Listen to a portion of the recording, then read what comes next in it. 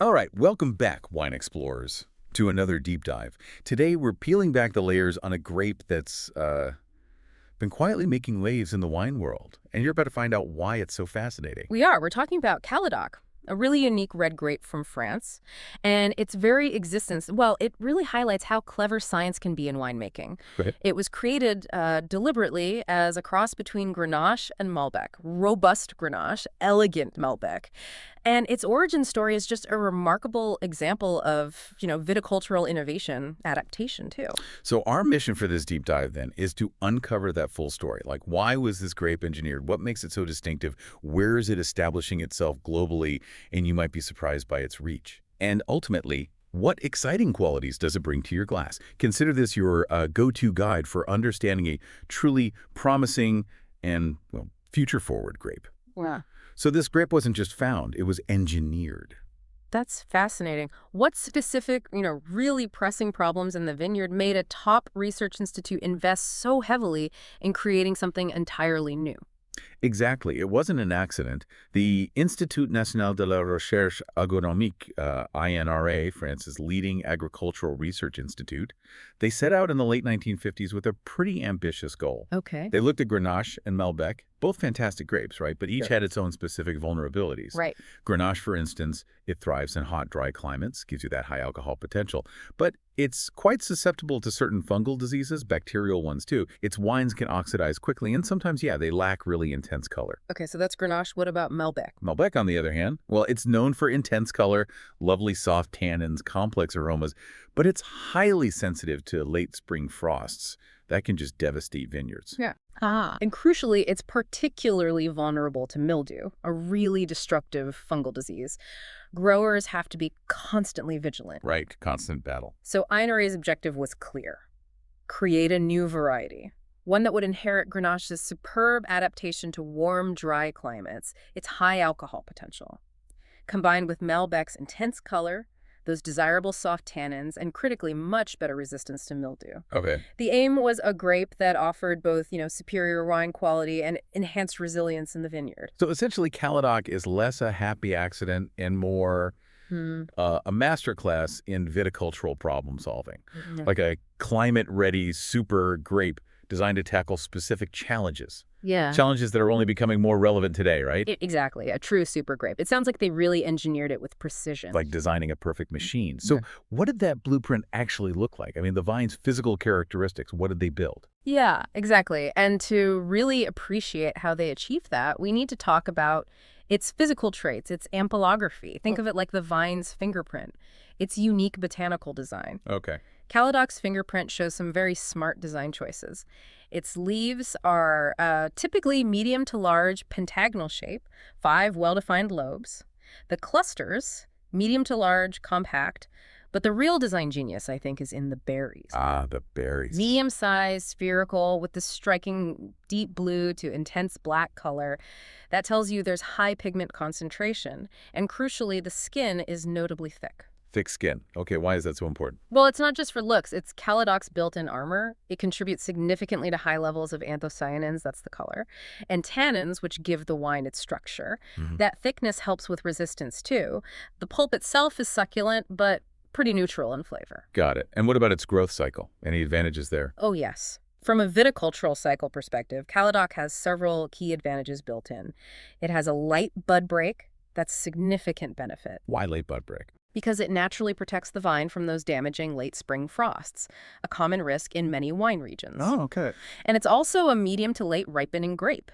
This longer growing cycle allows for gradual, complete development, not just sugars, but crucially, phenolic compounds. Phenolics. Those are the flavor and texture elements. Exactly. Color, flavor, complex aromas, texture. This leads to wines with greater aromatic complexity, softer, well-integrated tannins, and a more balanced structure, all contributing to depth and potentially longevity, how long it can age well. That makes so much sense now. It's fascinating how these specific physical traits and its growth cycle contribute so much, both to the wine quality and the sustainability of growing it, especially that natural disease resistance. It's like it's inherently built to thrive. Given all this incredible, purposeful design you've described, it makes me wonder, how does such a smart grape interact with the diverse places it's planted? Where is it thriving? And how does the land itself, the terroir, shape its character? Well, Caladoc shows remarkable flexibility regarding terroir. That unique mix of climate, soil, topography. It tolerates a wide range of climates, but ideally thrives in Mediterranean and warm temperate conditions. Makes sense, given the Grenache parentage. Exactly.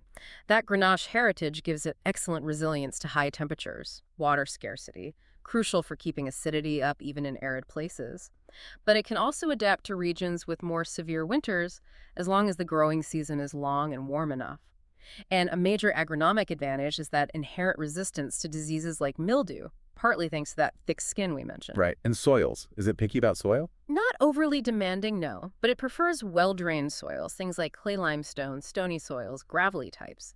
Interestingly, poorer, stony soils tend to stress the vine a bit, leading to more concentrated, structured wines. Oh, interesting. Whereas more fertile soils mean growers need to manage the yield carefully, to prevent dilution, keep the flavors intense. So what does this all mean for where you can actually find this grape? And how does the land shape the wines? Okay, global presence. In France, its birthplace, you'll find it mostly in Languedoc-Roussillon and Provence. There, it's often used in blends. Think Grenache, Syrah, Mourvedre blends. It adds deep color, solid tannic structure, a nice spicy note. And Provence. Rosé. Oh, yes. In Provence, it particularly excels in producing vibrant rosés. It keeps that refreshing acidity even when it's warm, which is great for rosé. Nice. Where else is it popping up? Beyond France, it's definitely expanding its footprint. Portugal, for example. Regions like Alentejo and Tejo are having success. Reds with good fruit, balanced structure. Spain, too. Catalonia, Levante. Enhancing blends with color and complexity. Okay. Brazil is really interesting, especially hot regions like the Vale do São Francisco. It adapts well to tropical conditions, high heat, intense sun, usually with irrigation, mind you. Yeah. But it yields wines with good color, freshness, vibrant fruit. Really promising there. Wow, Brazil. Yeah. Quite a jump. It is. And Australia, in warm regions like Riverland, they value its heat resistance, a competitive advantage for their structured red blends. And there's growing interest in Chile, the USA, especially California, producers exploring its versatility. So terroir really makes a difference then. Absolutely. Terroir significantly influences Caladoc's expression. Hot climates, you get more intense, ripe, dark fruits, spices, softer tannins. Regions with big diurnal shifts, that's the day-night temperature difference. Yeah. You tend to get greater aromatic complexity, more pronounced acidity. Those wines often have stronger aging potential. That's truly remarkable how adaptable it is. Yeah. It sounds almost too perfect, this super grape. Yeah. Are there any downsides? Anything growers or winemakers have had to wrestle with? Or is it truly the miracle grape? Well, no grape is truly a miracle, of course, but Caladoc certainly comes close in resilience. Its biggest challenge right now isn't really a flaw in the grape itself. It's more its lack of widespread recognition, getting the word out. Market awareness. Exactly. And winemakers do have to manage its natural vigor, especially in fertile soils, to prevent dilution. But that's pretty standard viticulture. The real art, then, is how winemakers choose to express its potential. Right. Let's talk about that. How does this resilient grape transform into the diverse styles you might pour into your glass? How do winemakers approach Caladoc? Yeah, making wine with Caladoc is all about smart choices. Every step matters, from the tank it ferments in to how long it ages. Okay, like what kind of choices? For instance, fermentation vessels. Stainless steel, that's often for freshness, vivacity, getting those primary fruit aromas out front. Ideal for lighter styles. Concrete tanks, maybe egg-shaped or conical. They offer thermal inertia, keep temps stable, allow subtle microoxygenation. That can lead to softer tannins, more integrated fruit. And oak, I assume? Oh yeah, oak barrels. Primarily for adding complexity, structure, those subtle oak notes right from the start. What about skin contact, maceration? Oh, crucial for color and tannin extraction. A short maceration, maybe 5-7 days at low temps. That gives you lighter, fruitier reds, less tannin. Longer maceration, say 15-25 days, carefully controlled temperatures. That's for your full-bodied, age-worthy reds. Intense color, good structure. Makes sense. And the type of oak matters too, right? Absolutely.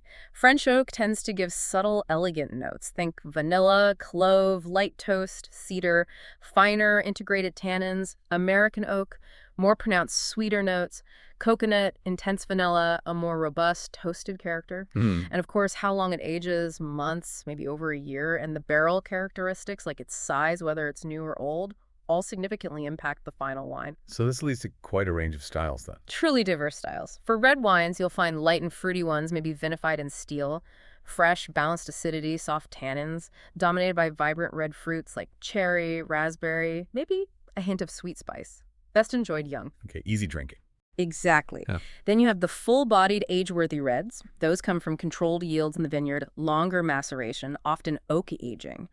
These have deep, intense color, firm but still elegant tannins, a rich aromatic palate, dark fruits like cassis, blackberry, complex spices like black pepper, clove.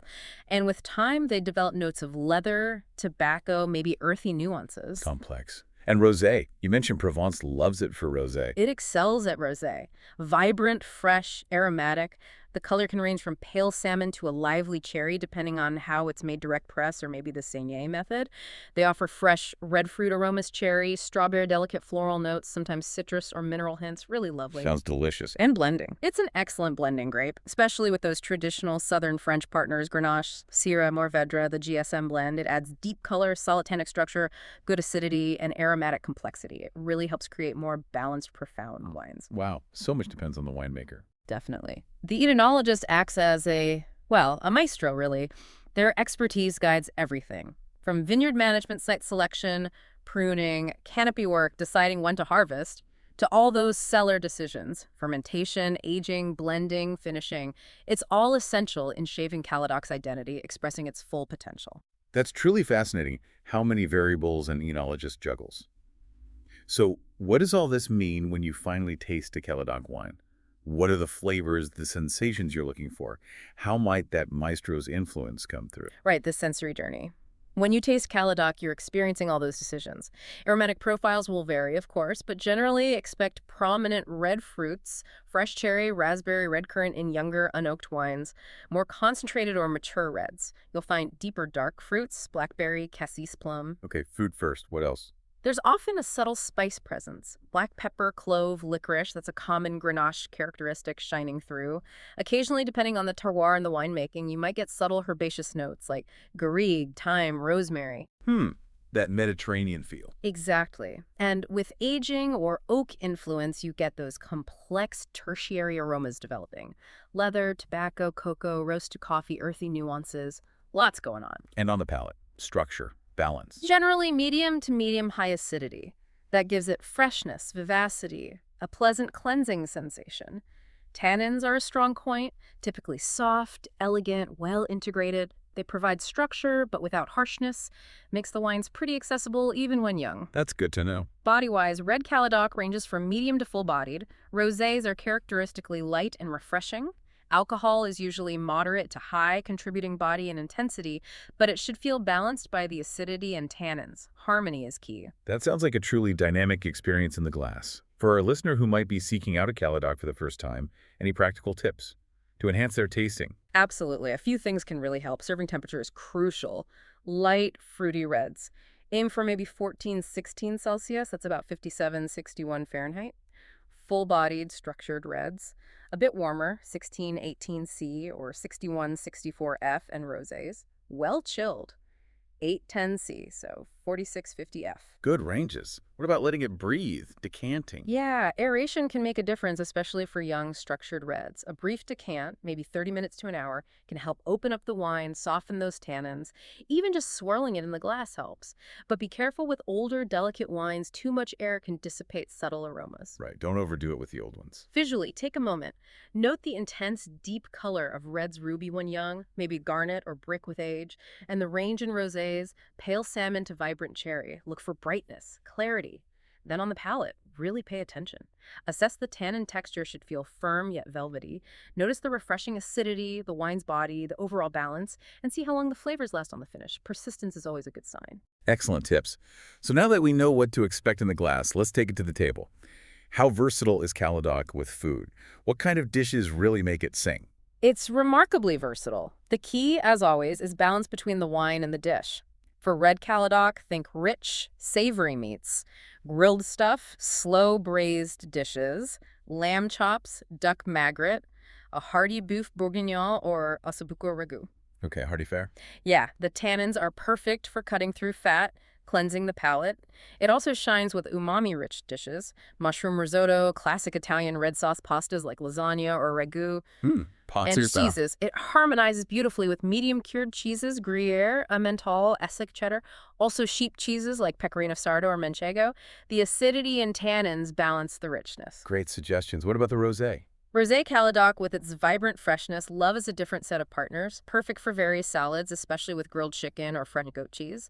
Sings with lighter seafood and fish, grilled shrimp, baked salmon with lemon and dill, ceviches, sushi, sashimi too. Nice range. Given its Mediterranean roots, it's a natural fit for dishes with olive oil, fresh herbs, tomato.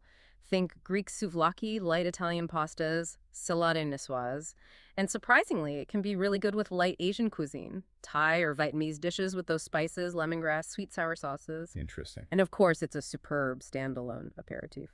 Or great with tapas, bruschetta, light charcuterie, very flexible. That's a truly diverse and exciting range of pairings. Perfect for, yeah, a casual weeknight or something more special. Yeah. So where does Caladoc stand right now in the vast world of wine, and what does its future hold?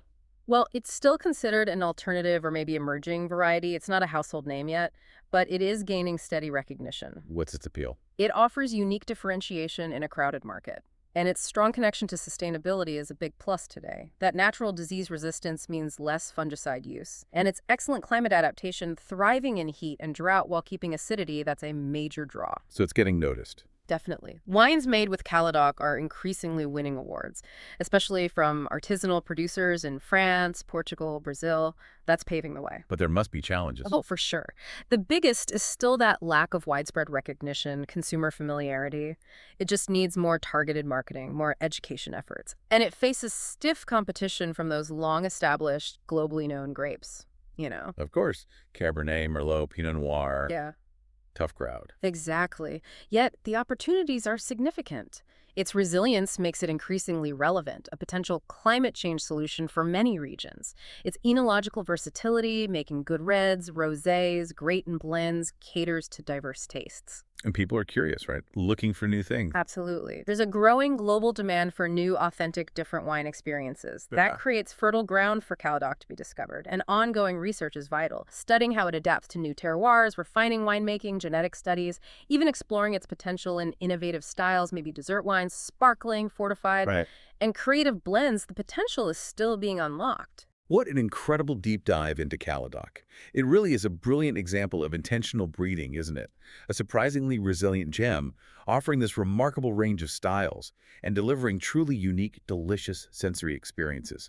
Definitely a fascinating wine for discovery. And it really raises an important question, doesn't it? In a world facing increasing environmental challenges, could grapes like Caladoc be more than just a curiosity? Could they be a crucial part of wine's sustainable and delicious future? We think so, and we definitely encourage you, the listener, to actively seek out and explore Caladoc wines. Taste it, appreciate its unique nuances for yourself. You might just discover your new favorite bottle.